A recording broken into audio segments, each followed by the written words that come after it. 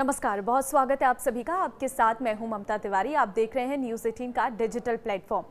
केंद्र सरकार ने बजट 2025 से पहले ही सरकारी कर्मचारियों को बड़ा तोहफा दिया है।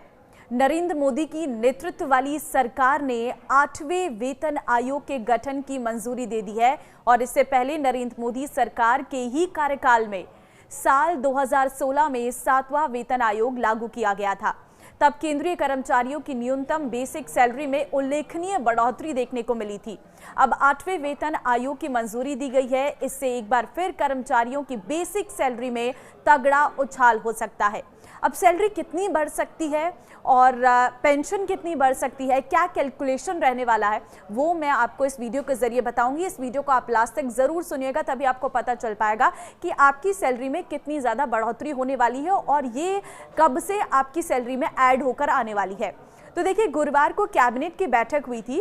कैबिनेट बैठक के बाद केंद्रीय मंत्री अश्विनी वैष्णव ने बताया कि प्रधानमंत्री नरेंद्र मोदी की अध्यक्षता में केंद्रीय कर्मचारियों को बड़ी राहत देते हुए 8वां वेतन आयोग लागू करने का फैसला लिया गया है।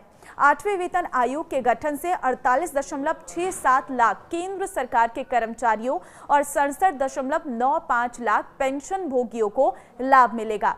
इस आयोग को 2026 में लागू किया जा सकता है क्योंकि 7वें पे कमीशन का कार्यकाल 31 दिसंबर 2025 तक है। इस फैसले के साथ ही कर्मचारियों के मन में कई सारे सवाल उठने लगे हैं कि अब उनके वेतन में कितना इजाफा हो सकता है। इसकी जानकारी देने से पहले आपको ये जानकारी दे दूं कि सरकार ने 28 फरवरी 2014 को 7वें वेतन आयोग का गठन किया था। आयोग ने राज्य और सरकारी कंपनियों से बातचीत और सलाह मशवरे के बाद 19 नवंबर 2015 को अपनी रिपोर्ट सरकार को सौंपी थी, जिसके बाद 1 जनवरी 2016 से 7वां वेतन आयोग लागू किया गया था। साल 2026 में 7वें वेतन आयोग का समय खत्म हो जाएगा। 8वां वेतन आयोग अपनी रिपोर्ट देने से पहले राज्य सरकारों, सरकारी कंपनियों आदि से बातचीत करेगा। सरकार जल्द ही 8वें पे कमीशन के अध्यक्ष और 2 सदस्यों के नाम का ऐलान भी करेगी। माना जा रहा है कि 8वें पे कमीशन जनवरी 2026 से लागू हो सकता है, क्योंकि जनवरी में ही 7वें वेतन आयोग की समय सीमा समाप्त हो जाएगी।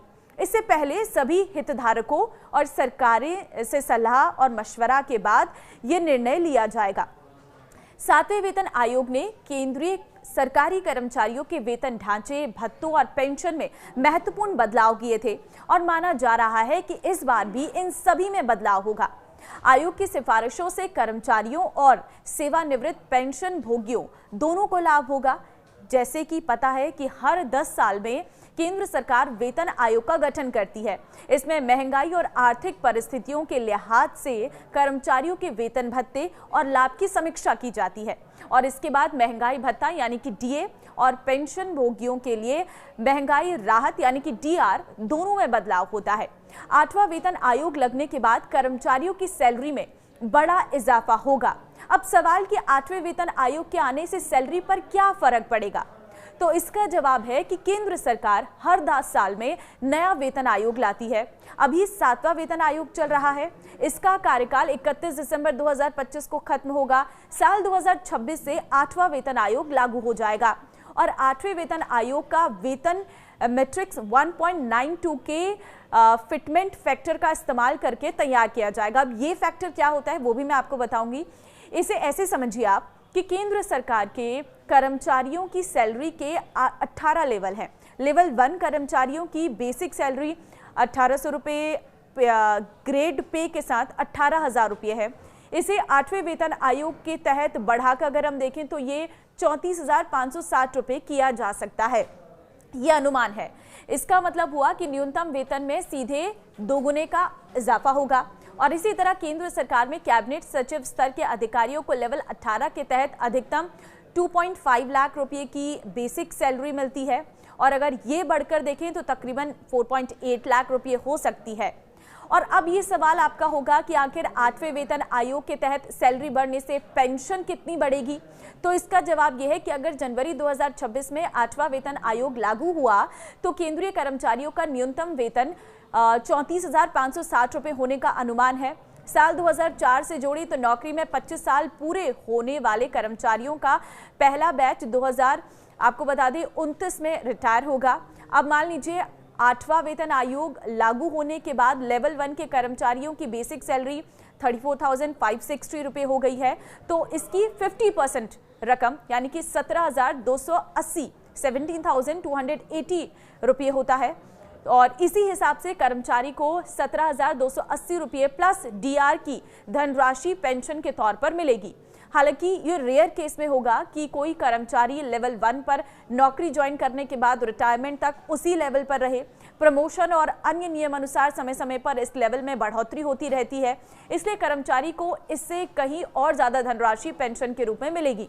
वहीं लेवल 18 के कर्मचारियों की बेसिक सैलरी 4.80 लाख रुपीस होती है और होगी और इसका 50% कुल 2.48 लाख रुपीस प्लस डीआर की धनराशि पेंशन के तौर पर मिलेगी।